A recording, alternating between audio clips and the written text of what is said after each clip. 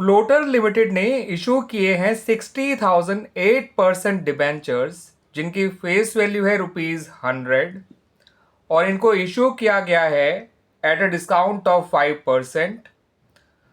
और ये डिबेंचर्स जो है वो रिडीम किए जाएंगे at a premium of 10% at the end of 5 years. जिस दिन ये डिबेंचर इशू किए गए कंपनी के पास सिक्योरिटीज प्रीमियम का बैलेंस था ₹8 लाख और statement of profit and loss का डेबिट बैलेंस था ₹5 lakh. Statement of profit and loss का डेबिट बैलेंस का मतलब होता है स्टूडेंट्स कि वो लॉस है, एक्चुअल में प्रॉफिट नहीं है। It's a negative balance, it's a loss, accumulate किया हुआ लॉस कह सकते हैं आप उसे। ठीक है स्टूडेंट्स, तो ये डिबेंचर जो है उनकी टोटल फेस वैल्यू है ₹6 लाख, सॉरी 60 लाख हो जाएगी स्टूडेंट, 60,000 इंटू 100, ये हो गई इनकी टोटल फेस वैल्यू।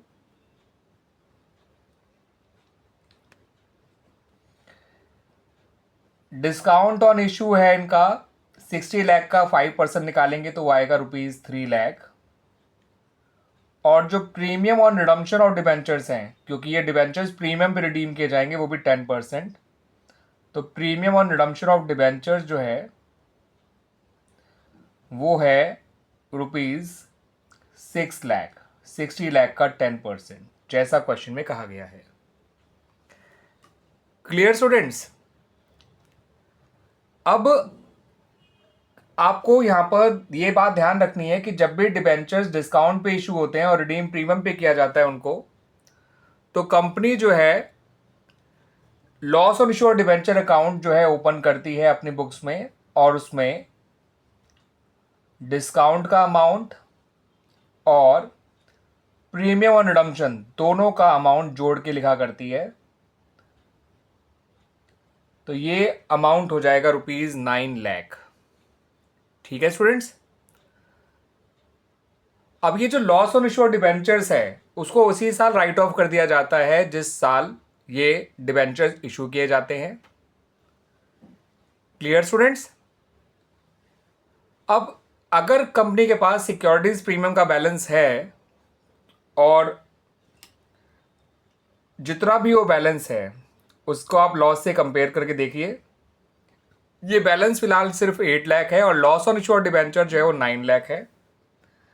तो इस लॉस में से ₹8 लाख तो हम सिक्योरिटीज प्रीमियम रिजर्व से राइट ऑफ कर देंगे और बचा हुआ जो ₹1 लाख है वो राइट ऑफ करेंगे statement of profit and loss से। और इस बात से बिल्कुल भी फर्क नहीं पड़ता कि स्टेटमेंट ऑफ पी&एल का बैलेंस पहले से ही नेगेटिव है, उसका बैलेंस पॉजिटिव हो या नेगेटिव, हम लॉस को या statement of profit and loss को यूज कर सकते हैं to write off the loss on issue और डिबेंचर। अगर वो बैलेंस पहले से ही नेगेटिव है तो वो और नेगेटिव हो जाएगा। ठीक है स्टूडेंट्स? हाँ, सिक्योरिटी प्रीमियम का पैसा नहीं होता तो हम पूरा 9 lakh rupees statement of profit loss से भी यूज कर सकते थे।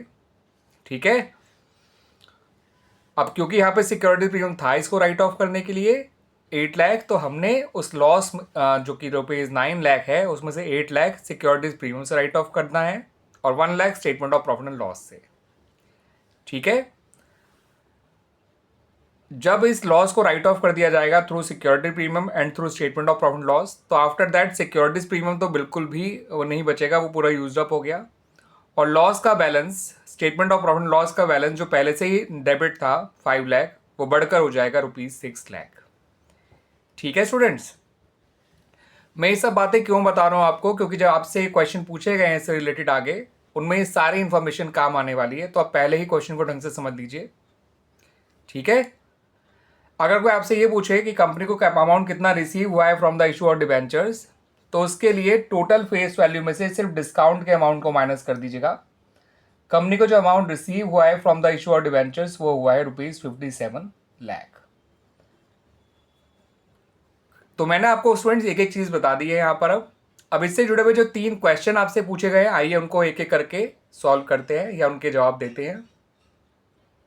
इससे जुड़ा हुआ जो पहला क्वेश्चन पूछा है कि लॉस ऑन इशू और debenture is to be written off as इतना out of securities premium and इतना out of statement of profit and loss. तो मैंने स्टूडेंट्स आपको आंसर भी बता दिया कि ₹8 लाख तो आप सिक्योरिटीज प्रीमियम से करेंगे और 1 लाख जो है वो statement of profit and loss से करेंगे। ठीक है, तो ये आप ऑप्शन सी में देख सकते हैं, यही चीज लिखी हुई है कि 8 लाख सिक्योरिटी प्रीमियम से करना है। ठीक है, और 1 लाख जो है statement of profit and loss से करना है। यहाँ पे दोनों में बराबर बराबर लिखा है, ऐसा नहीं करना। यहाँ पे 6 और 3 लिखा है, ऐसा भी नहीं करना। यहाँ पे 4 सिक्योरिटी में 5 statement of profit and loss से। ठीक है, हकीकत में 8 lakh statement of profit and loss से करना है, क्योंकि वो 8 लाख है तो उसको पूरा यूटिलाइज कर सकते हैं। अगर वो 10 लाख होता तो पूरा 9 लाख सिक्योरिटी प्रीमियम से ही राइट ऑफ हो जाता लॉस, लेकिन वो फिलहाल 8 लाख ही था, तो बचा हुआ 1 लाख हमने statement of profit and loss से राइट ऑफ किया है। तो ये तो हो गया इस फर्स्ट क्वेश्चन का answer. Now come to the second question. अब आपसे ये पूछा गया है, after writing off the loss on issue debenture dash balance in statement of profit and loss will be. तो उन्होंने पूछा है कि क्या वो डेबिट बैलेंस बचेगा या क्रेडिट बैलेंस होगा, और वो कितना होगा।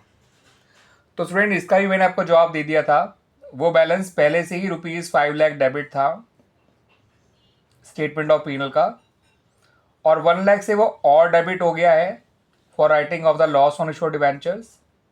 तो इसका जो फाइनल बैलेंस होगा वो ₹6 लाख डेबिट होगा। तो यानी यहाँ पर डेबिट होना चाहिए और यहाँ पर ₹6 लाख होना चाहिए, और ये चीज़ आपको कहाँ मैच कर रही है, यहाँ पर। ठीक है स्टूडेंट्स, आई समझ बात, क्लियर हो गया ना। वो 5 लाख पहले से ही डेबिट था, और हमने लॉस राइट ऑफ करने के लिए स्टेटमेंट ऑफ प्रॉफिट लॉस को ₹1 लाख से और डेबिट करना है। दैट्स वाई उसका जो फाइनल बैलेंस हो गया वो नेगेटिव का 6 लाख या डेबिट 6 लाख हो गया। अब स्टूडेंट्स एक बात ध्यान रखिए, ये जो प्रीमियम और रिडम्पशन ऑफ डिबेंचर्स है, ठीक है, जो क्योंकि डिबेंचर्स प्रीमियम रिडीम किए जाएंगे एट 10%, जो कि ₹6 लाख निकल कर आया था। ये जो प्रीमियम और रिडम्पशन ऑफ डिबेंचर है, इसका जो बैलेंस है वो एक नॉन करंट लायबिलिटी की तरह जो है ट्रीट किया जाता है। ठीक है, और इसका जो बैलेंस है वो ₹6 लाख है। प्रीमियम और रिडम्पशन डिबेंचर 9 लाख बिल्कुल भी नहीं है, 9 लाख तो लॉस था। ठीक है, जिसमें से 3 लाख डिस्काउंट के थे, discount on issue of debentures के, और 6 लाख थे प्रीमियम रिडम्पशन ऑफ डिबेंचर्स के। तो फिलहाल उन्होंने हमसे loss premium redemption of debenture के बैलेंस के बारे में बात करी है कि उसका बैलेंस कितना होगा और उसको क्या ट्रीट किया जाएगा। तो यहाँ आपको अमाउंट फिल करना है और यहाँ पे आपको बताना है कि वो करंट लायबिलिटी होगा या नॉन करंट लायबिलिटी। तो स्टूडेंट्स ये डिबेंचर जो है पहले साल तो राइट ऑफ करने नहीं है, सॉरी राइट ऑफ नहीं मतलब रिडीम करने नहीं है, इनको रिडीम किया जाएगा at the end of 5 years. इसका मतलब ये फर्स्ट ईयर तो ये एक नॉन करंट लायबिलिटी की तरह ही ट्रीट किए जाएंगे, और इनका अमाउंट होगा ₹6 लाख, और ये एक नॉन करंट लायबिलिटी होंगे। तो इसका मतलब option number C is the right answer. Clear students. तो इस तरह से हमने स्टूडेंट्स इन तीनों क्वेश्चन के जवाब दे दिए जो हमसे पूछे गए related to the above information. इस बात को याद रखिएगा, जब भी डिबेंचर्स डिस्काउंट पे इशू किए जाते हैं और उन्हें प्रीमियम पे रिडीम किया जाता है, तो ऐसे में जो लॉस होता है ना, loss on issue of debentures account जो ओपन किया जाता है, इसके अंदर 2 अमाउंट होते हैं, डिस्काउंट ऑन इशू और प्लस प्रीमियम ऑन रिडम्पशन। इन दोनों अकाउंट को हम जो है सेपरेटली ओपन नहीं करते हैं, loss on issue of debenture account के अंदर ही इसको कवर कर लिया जाता है।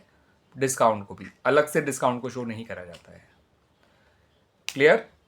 कंपनी जो पैसा लिया करती है, रिसीव किया करती है, वो फेस वैल्यू माइनस डिस्काउंट होता है, और जो पैसा अगर इन फ्यूचर कंपनी को पे करना है वो फेस वैल्यू पे करनी होगी, और उसके अलावा प्रीमियम रिडम्पशन ऑफ डिबेंचर्स पे करना होगा इन फ्यूचर। डिबेंचर भी एक नॉन करंट लायबिलिटी है और प्रीमियम रिडम्पशन भी एक नॉन करंट लायबिलिटी है। ये लॉन्ग टर्म लायबिलिटीज़ में शो किया जाएगा, इन्हें शो किया जाएगा अदर लॉन्ग टर्म लायबिलिटीज़ में। डिबेंचर को लॉन्ग टर्म बोरिंग के तौर पे शो करते हैं और इनको अदर लॉन्ग टर्म लायबिलिटीज़ में। ठीक है, ये सब बातें भी ध्यान रख लीजिएगा।